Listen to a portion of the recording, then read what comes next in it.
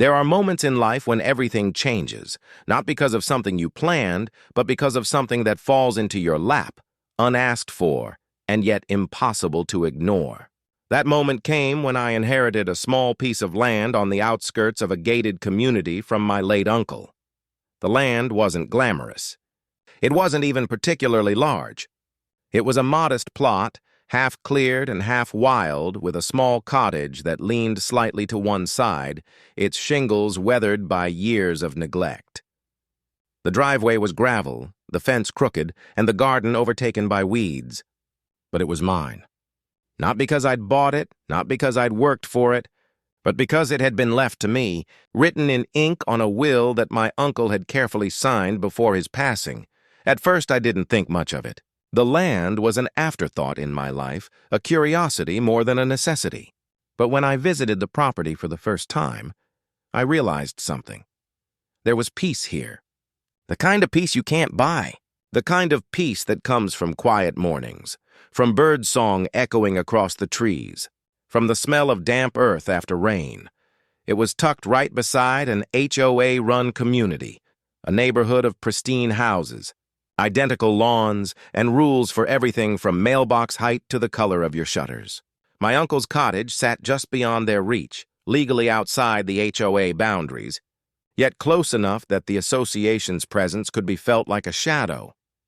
I didn't know it then, but that shadow had a name.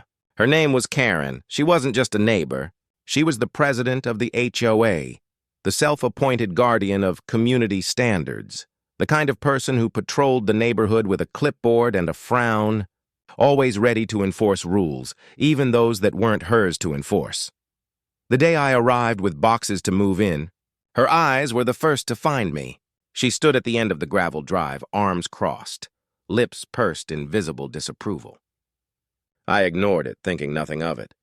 After all, I wasn't part of her HOA. I wasn't bound by her rules. What could she possibly do?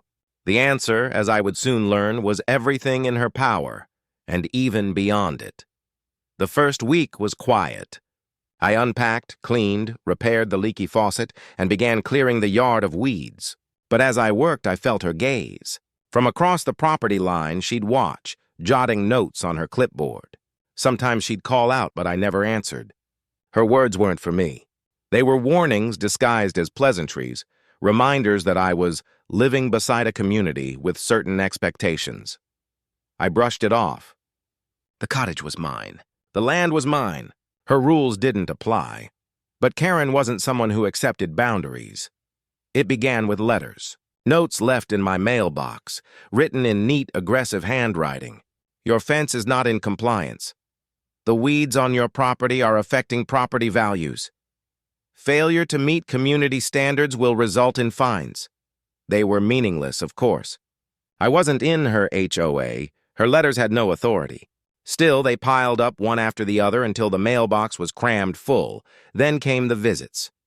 She'd walk the edge of the property line, clipboard in hand, peering over the fence, muttering about violations. Once I caught her snapping photos of my cottage from the road. Another time, I found a stranger, clearly sent by her, taking measurements of my lawn. It escalated quickly. One Friday evening, after returning from town, I found something that stopped me cold. My keys didn't work. The locks on the cottage had been changed.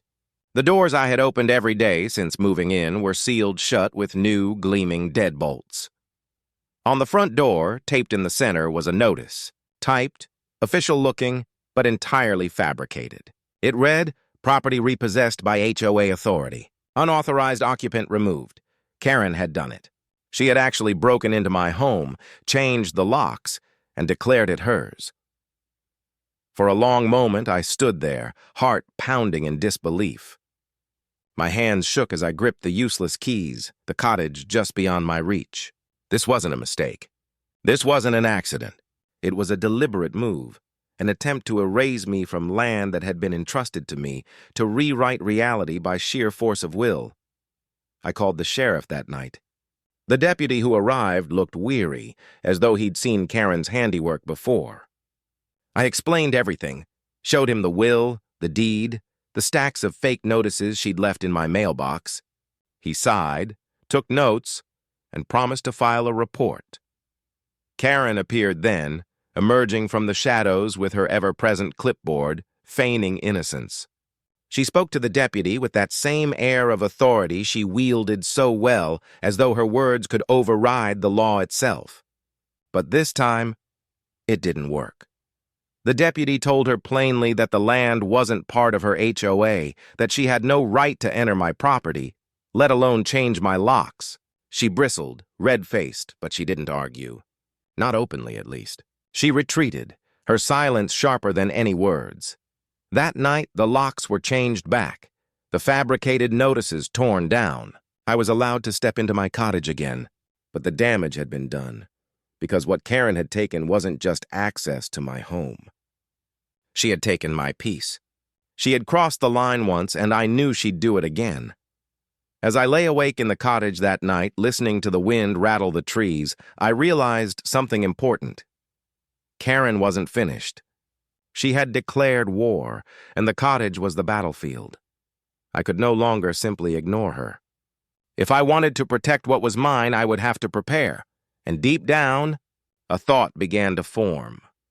A thought that would guide everything that came next. If Karen wanted to change my future, then I would change hers. The days following the lock-changing incident carried a heavy silence, the kind of quiet that feels intentional, like someone is waiting for you to lower your guard. I tried to focus on repairing the cottage, tightening loose shingles, clearing out the overgrowth, painting the weather-worn porch rails. But no matter what I did, I felt the weight of Karen's eyes, even when she wasn't there. It didn't take long for her next move to arrive. The first letter came folded neatly in an envelope, typed with the same faux official header she had plastered across the fabricated repossession notice. The paper was thick, almost self-important, as though weight alone would make her words carry authority. It claimed that my property was legally obligated to meet the standards of the Oakwood HOA, her HOA, and that failure to comply would result in fines, liens, and eventual forfeiture.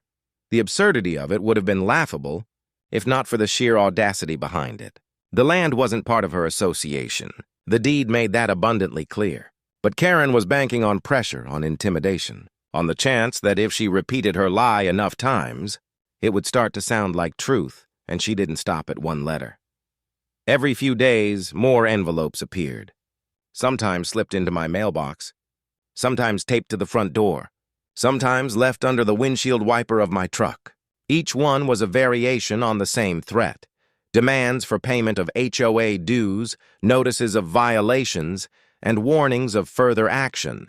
They stacked up in a drawer inside the cottage, each one a physical reminder of the storm brewing outside. But letters weren't her only weapon. Karen began to turn the neighbors against me. Whispers spread across the community that I was a squatter, that I had forged the will, that my uncle had intended to leave the land to the HOA all along. One morning, I drove into town for groceries and returned to find signs staked into the ground along the edge of my property. Bold block letters read, "Unlawful occupant." Another sign simply said, "Community rules matter." They weren't official HOA signage. They were propaganda, designed to make anyone passing by question whether I had a right to be there at all. I removed the signs and threw them into the shed, but new ones appeared the following week. Then came the visitors. First, it was a man in a polo shirt who introduced himself as a compliance officer. He carried a clipboard, spoke in a rehearsed monotone, and informed me that my dues were delinquent. When I asked for credentials, he grew defensive and left quickly. Later, I realized he was no compliance officer, just another one of Karen's friends playing a role. A week later, a woman stopped by claiming to be a realtor. She asked if I was interested in selling the property before legal issues made it complicated. When I pressed her, she stammered and left, never to be seen again.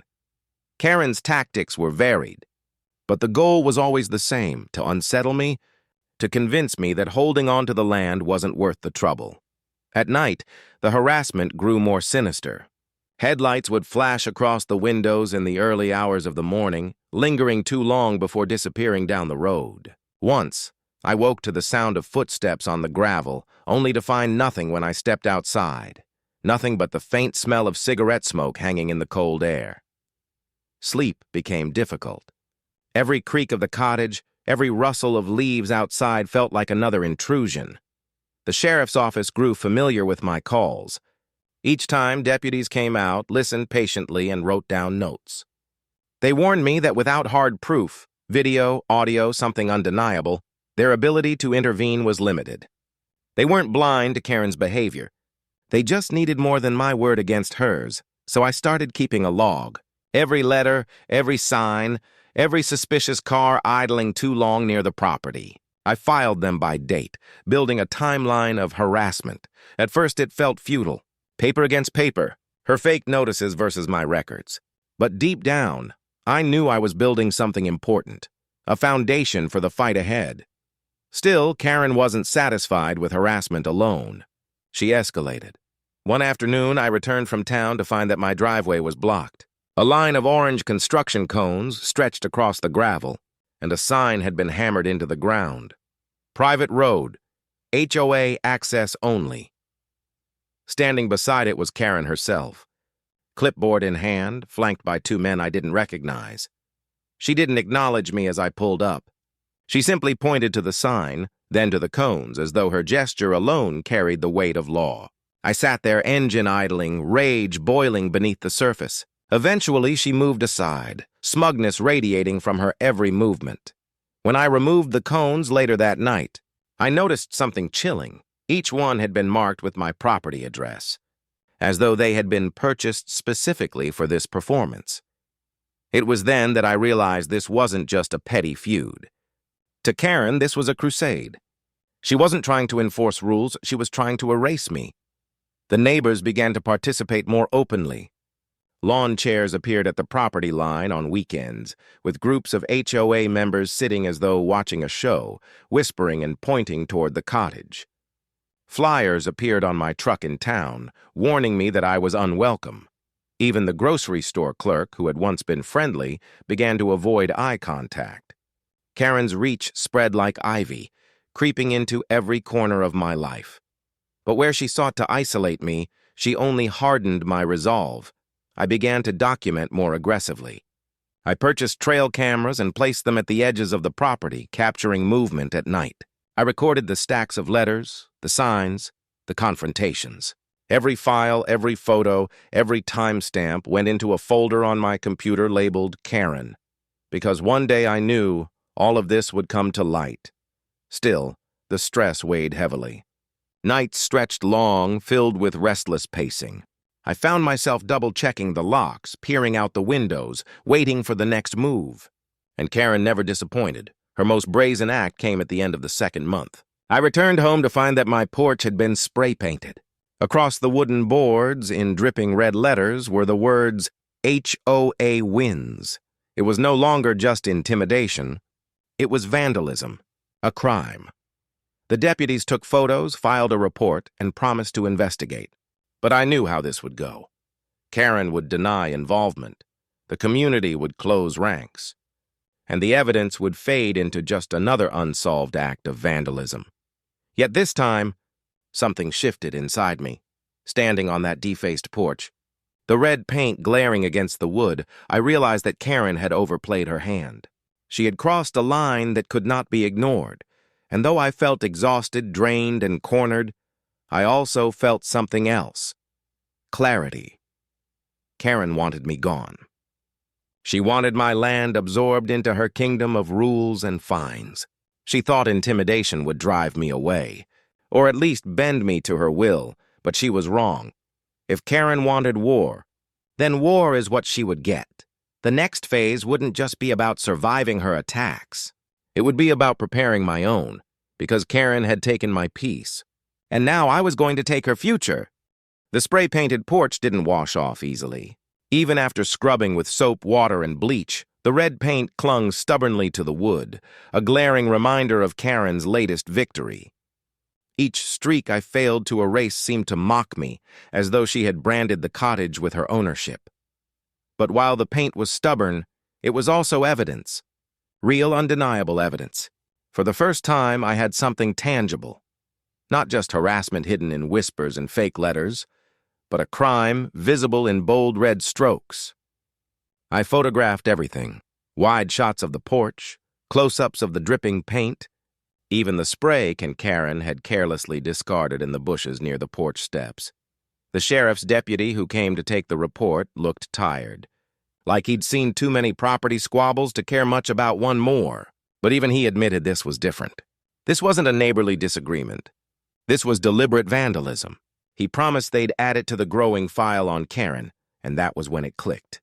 There was a file now, a real one, not just my own drawer of letters and photos. The sheriff's department was keeping track. That gave me leverage. From that moment, my mindset shifted.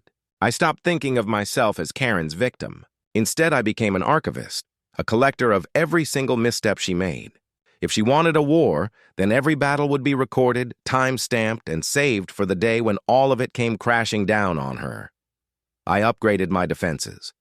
Trail cameras that had been hidden along the property line were replaced with more advanced models, each with night vision and motion-activated recording.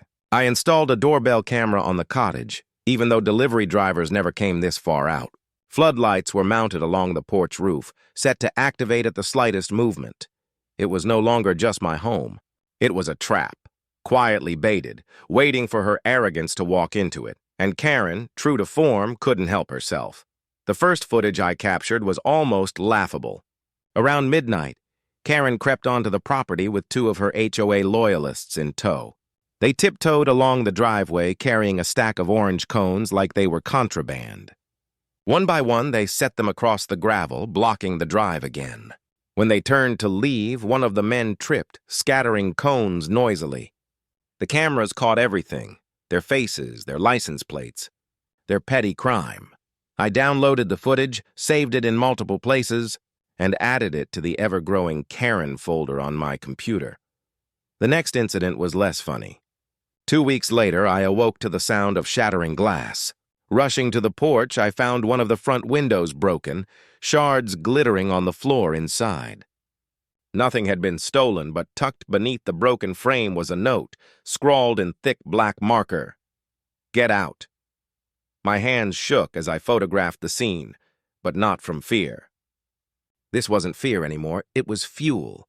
Every note, every cone, every broken window was another nail in the coffin Karen was building for herself. The deputies came again, collected the note, and added it to the file. They warned me that without catching her in the act, prosecution would be difficult. But I didn't mind. Karen was impatient. She couldn't resist escalation. And with every stunt, she walked closer to the line she would eventually trip over. Meanwhile, the HOA meetings became their own theater. I wasn't a member, but word spread quickly enough. Neighbors told me Karen used those gatherings to paint me as an invader, someone undermining their community standards. She waved around copies of her fake letters, claimed she was protecting property values, and insisted the HOA had jurisdiction over my land. Some people believed her, others didn't, but belief wasn't her true weapon. Intimidation was. She thrived on spectacle, on making enough noise that her lies sounded like truth. So I began attending, uninvited. The first time I walked into that HOA meeting, the air shifted. Karen's smile faltered. Her carefully constructed bubble trembled at the sight of me standing there, calm and silent, with a folder tucked under my arm. I didn't speak, not yet. I just listened, watched, and documented. Every time she exaggerated, every time she waved her papers, I took notes. I recorded audio discreetly, not to expose her right away, but to add another layer to my growing archive, and the neighbors noticed. They saw the calmness I carried into the room, the quiet confidence of someone who wasn't playing defense anymore. Karen might still command the clipboard, but I held the truth. The turning point came when Karen escalated again. This time with a more aggressive tactic. She tried to cut off my utilities. One evening, I returned from a day in town to find the lights in the cottage dead. No power, no running water. At first, I thought it was an outage, but when I checked the breaker box, I saw it had been tampered with. The utility company confirmed days later that someone had called, pretending to be me, and requested a shutoff for vacancy. It was fraud, plain and simple. And it was traceable. I logged every phone call, kept every confirmation email, and added it all to the Karen file. At this point, I knew I wasn't just surviving her harassment. I was building a case that would outlast her bluster, her lies, and her theatrics. Karen was reckless. She left a trail with every move, and I was following that trail like breadcrumbs. Still, even as my evidence pile grew, the emotional toll remained heavy. The cottage felt less like a sanctuary and more like a bunker. Every creak at night sent me reaching for the cameras. Every drive into town felt like running a gauntlet of Karen's allies, their eyes tracking me with suspicion. And yet, underneath the exhaustion, a new kind of fire burned, because I realized something important. Karen wasn't tormenting me because she hated me. She was tormenting me because she feared me. She feared what I represented: independence, ownership she couldn't touch, a land outside her reach, free from her control. That fear made her desperate, and desperation always leads to mistakes. The biggest one came at the end of that long, grueling summer. It was a humid night when my trail cameras caught her again, but this time she wasn't alone. She brought nearly half a dozen HOA members with her. They gathered near the property line, carrying tools, hammers, nails, and boards. Together, they erected a crude wooden fence across the driveway, hammering long planks into the gravel, as though they could physically seal me out. But what Karen didn't know was that every moment was being recorded. The cameras captured her barking orders, her hammer striking nails, the faces of every accomplice. The evidence wasn't circumstantial anymore. It was damning. When I handed that footage over to the sheriff's department the next morning, the deputy's tired expression shifted. For the first time, he looked impressed. This wasn't just harassment anymore. This was trespassing, vandalism, destruction of property, all caught in high-definition video. The file was no longer a collection of incidents. It was a weapon, and as I stood there handing over the flash drive, I knew Karen had walked straight into the trap I'd been building for months. She thought she was tightening the noose around me, but in reality, she was tightening it around herself. The footage of Karen and her entourage building that makeshift fence across my driveway marked a turning point. For months, she had played her games in the shadows, confident the sheriff's office would dismiss her antics as petty neighbor disputes. But video left no room for ambiguity. It was clear, undeniable, and damning. When the deputy came to collect the footage, his demeanor was different. Gone was the weary dismissal I had grown used to. In its place was the sharp attentiveness of someone who knew this wasn't just neighborly bickering anymore, it was criminal. He promised the sheriff's office would take further action. And for the first time in months, I believed him. News of that visit must have reached Karen quickly. Within days, her usual smugness seemed to falter.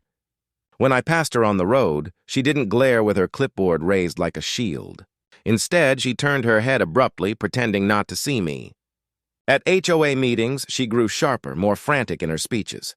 Her voice, once steady and commanding, now cracked under the weight of her desperation.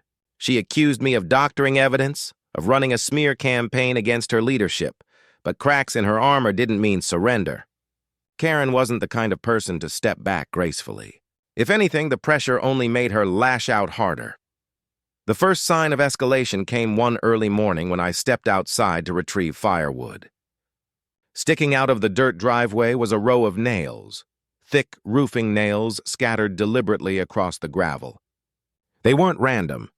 They had been placed with intent, positioned where my truck's tires would roll directly over them. I gathered every nail, counted nearly 3 dozen, and placed them in a jar.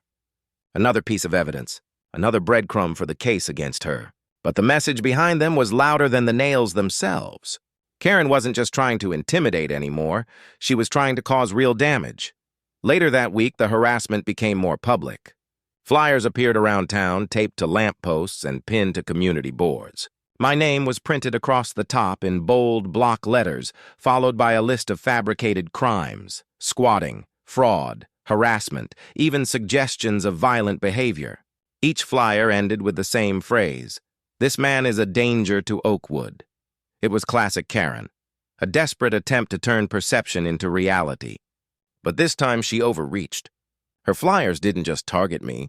They targeted my late uncle, too, accusing him of mismanaging the land and endangering the community by leaving it in my name. That struck a nerve deeper than she realized. My uncle had been a quiet man, a recluse to some, but he had loved this land fiercely. To see Karen drag his memory through the mud was more than petty harassment. It was cruelty. I collected the flyers, photographed them, and added them to the file. Each one was another nail in her coffin. But Karen's spiral wasn't just about paper and signs anymore. She had begun to patrol the property herself. Late at night, her car headlights would sweep across the front porch as she idled at the edge of the driveway. Sometimes she got out, pacing near the mailbox, muttering to herself. Once she even walked halfway up the gravel path before retreating when my floodlights snapped on. The cameras captured it all, every trespass, every intrusion. By now, the sheriff's office was no longer dismissing my calls. They had a growing case, a collection of harassment, vandalism, and trespassing incidents all tied to one person. But Karen must have sensed the net closing in, because her behavior only grew more erratic. The breaking point came during one of her infamous HOA meetings. Word spread quickly afterward. Neighbors described it as less a meeting and more a tirade. Karen stormed into the community center, waving a stack of papers she claimed were legal filings, proving I was an unlawful occupant. She shouted, ranted, and demanded the HOA take back control. When questioned, she grew belligerent, yelling over her own board members, accusing them of cowardice for not backing her fully. By the end of the meeting, half the room had walked out, leaving her red-faced and trembling with rage. The very next day, she brought the fight to my doorstep. I was inside the cottage when I heard the screech of tires on gravel. Karen's SUV skidded to a stop at the end of my drive, and she emerged, clipboard in one hand, a manila folder in the other. She marched up the path, ignoring the floodlights and the cameras, her heels clicking against the gravel with a kind of manic determination. She slapped the folder onto my porch table, scattering papers across the wood. Fake legal notices, demands for immediate vacating, threats of lawsuits that didn't exist. She stood there for several minutes, pacing, muttering to herself before storming back to her car and tearing off down the road. I didn't touch the papers. Instead, I photographed them where they lay, then carefully gathered them into a box labeled Karen, Exhibit D. By now, even her allies were beginning to distance themselves. The same neighbors who once sat in lawn chairs to mock me no longer appeared on weekends. A few even stopped by quietly, whispering their apologies, admitting Karen had gone too far. But Karen herself couldn't let go. She was obsessed, consumed by the idea that I had no right to the land, and so she made her most reckless move yet. Late one Friday night, the cameras captured her again. This time she wasn't just scattering cones or leaving signs.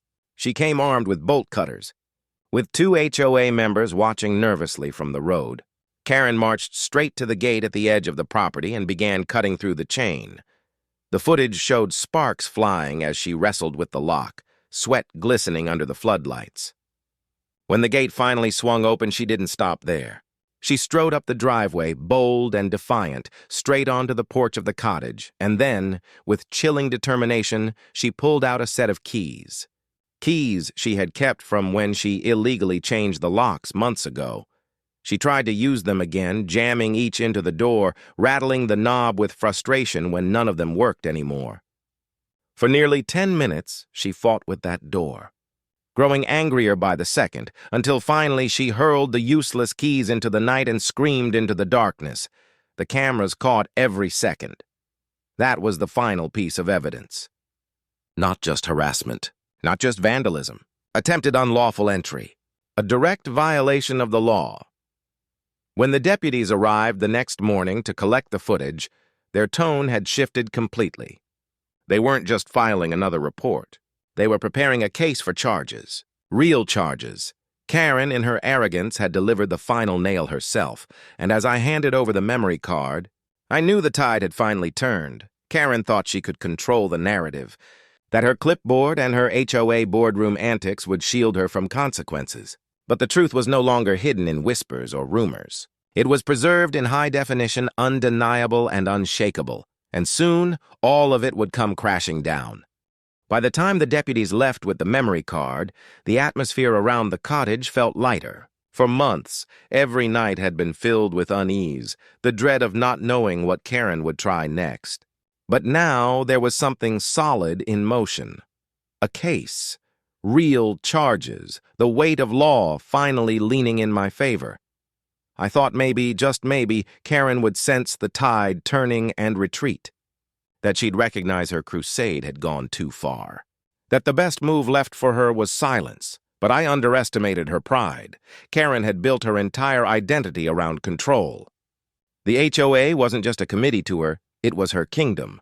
And I wasn't just a neighbor she disliked. I was a threat to her authority, a challenge she couldn't allow to stand, so instead of retreating, she doubled down. The first sign came in the form of glossy pamphlets slipped into every mailbox in the subdivision. Bold headlines screamed across the front, "Protect Oakwood from squatters and criminals." Inside, page after page was dedicated to me.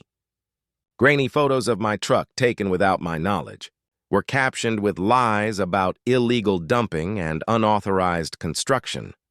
Karen even went so far as to paste a heavily edited photo of me, making me look disheveled and dangerous, as though I were some vagrant invading their pristine community.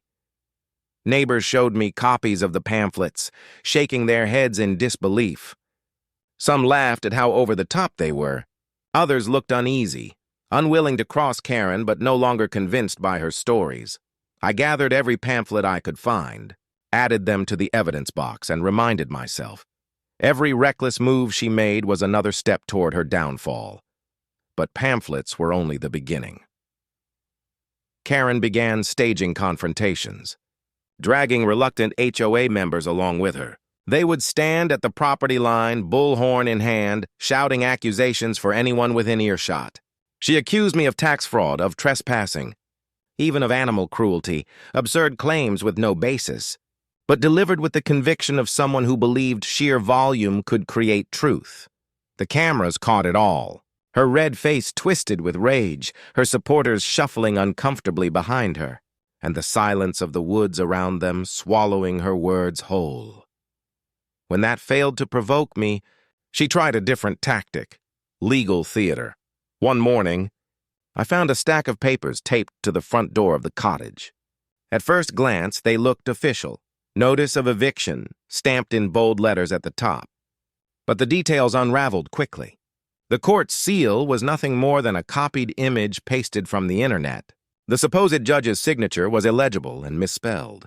Even the address listed for the courthouse was wrong, a non-existent building number in town. It was laughable, almost pitiful, but also deeply revealing. Karen was so desperate to maintain her illusion of power that she had resorted to forging legal documents. I documented everything, as always, and forwarded copies to the sheriff's office. The deputy's reply was short but telling. "This is getting serious. Keep everything. We're close." Karen must have sensed that closeness, too, because her behavior shifted from aggressive to erratic. Neighbors began to notice her unraveling. She drove through the subdivision at all hours, stopping suddenly in front of houses, peering into yards, and muttering under her breath. She called impromptu HOA meetings in her living room, demanding loyalty from her board members. Several resigned outright, unwilling to be dragged further into her personal war. But Karen wasn't ready to let go. Her next move was the boldest yet. On a Saturday afternoon, when the weather was clear and several families were outside gardening or walking dogs, Karen staged what she called a community action. With a dwindling group of loyalists, she marched down my driveway carrying more cones, signs, and even a roll of caution tape. Cameras captured the entire scene. Karen barking orders, hammering signs into the ground that read, "Condemned property, do not enter." She taped off the driveway like it was a crime scene, blocked the entrance with trash bins, and stood at the center of the gravel path, arms crossed. Daring me to challenge her? I didn't. I didn't need to. Instead, I called the sheriff's office, sent them the live footage, and waited. By the time the deputies arrived, Half the neighborhood had gathered to watch.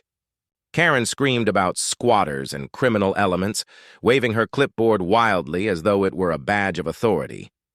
The deputies dismantled the signs, moved the bins, and warned Karen, publicly, firmly, and in front of her remaining supporters, that her actions were illegal.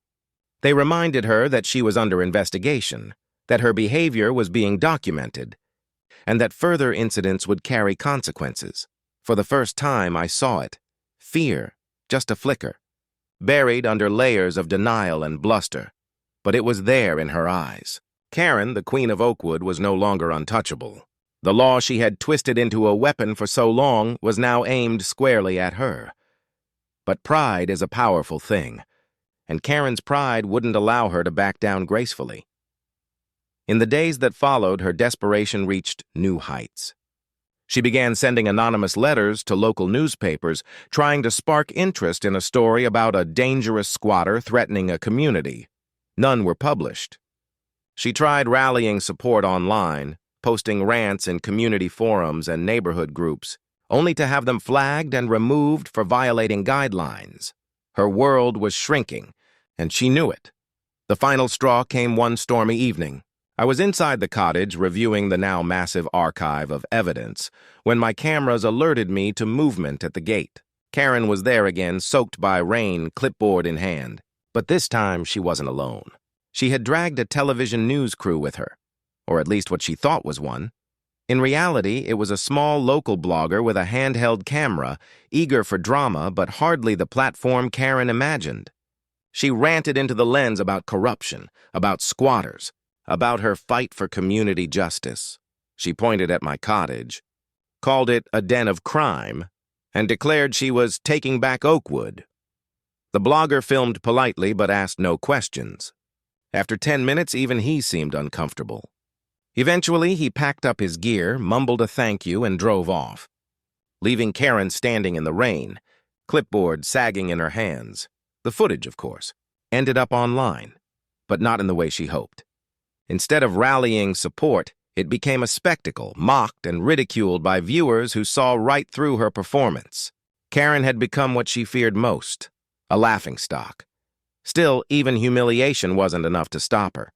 She clung to her crusade, but now her actions were frantic, scattered, and sloppy. Every move she made gave me more evidence, more ammunition, more certainty that her downfall was inevitable. And when the sheriff's office called me the following week, their message was clear. They were ready. Charges were being filed. Arrest was imminent.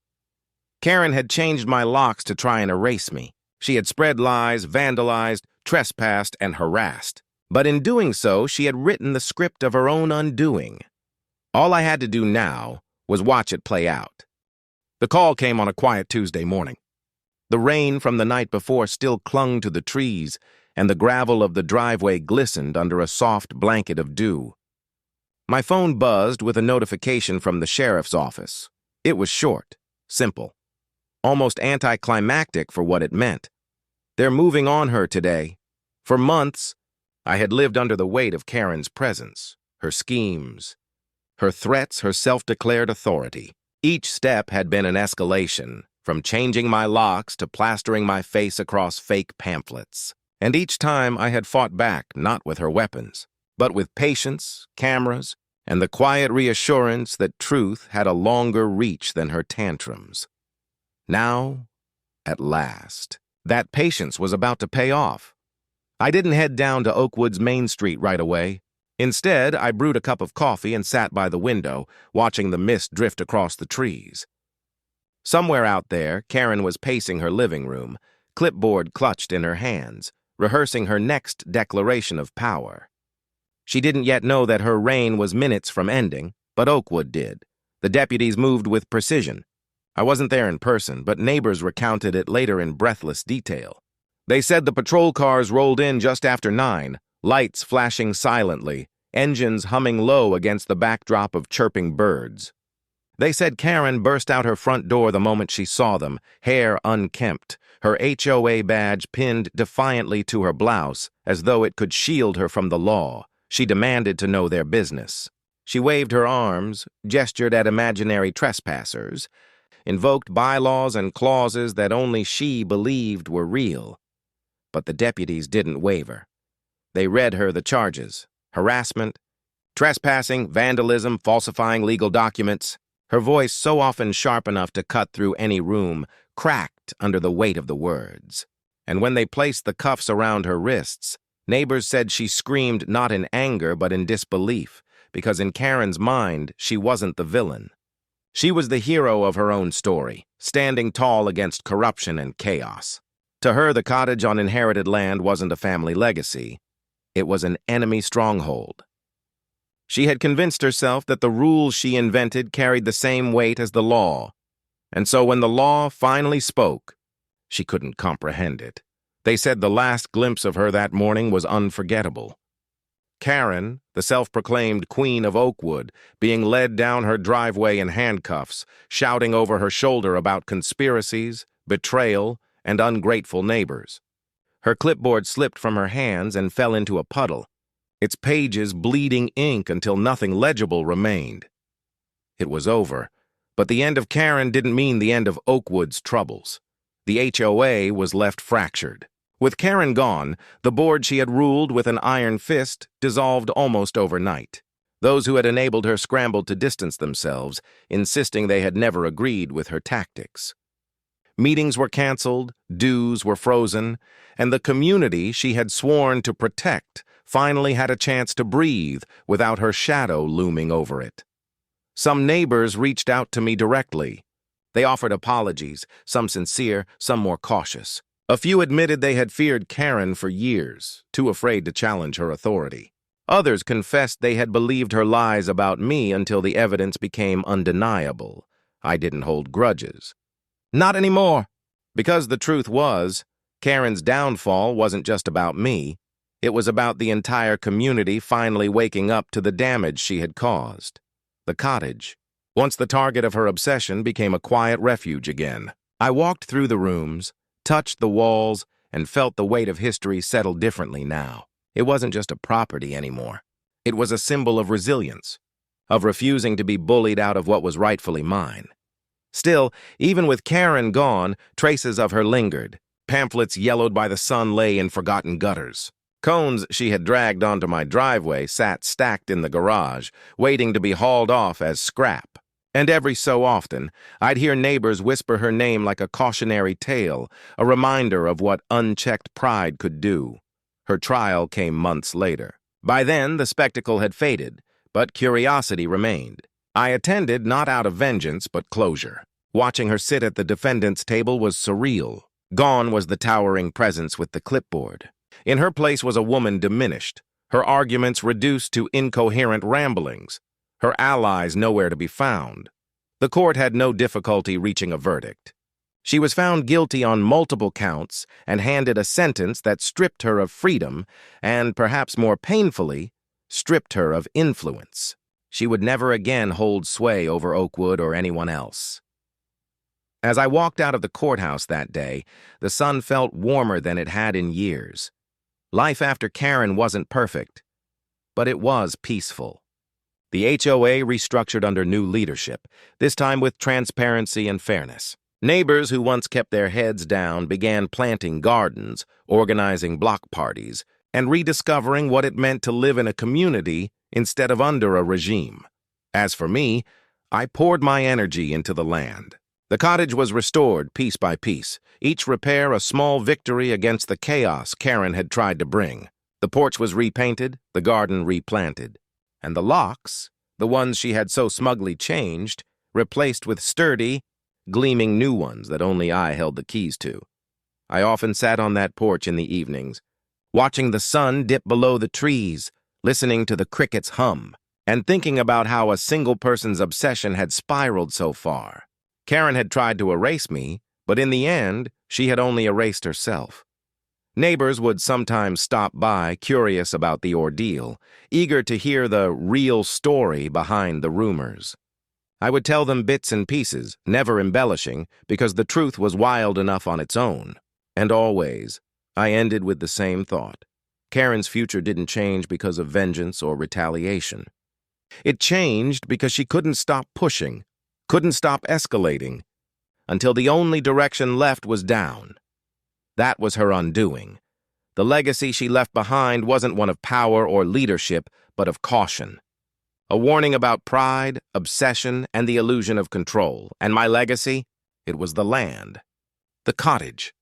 The proof that when you stand your ground, calmly, patiently, with truth on your side, even the loudest, most relentless voices eventually fall silent. Oakwood moved on. So did I. But every time I walked past the gate, every time I glanced at the mailbox once stuffed with lies, every time I turned the key in the lock she had once stolen from me, I remembered. Karen may have tried to change my story, but in the end I changed hers. Forever.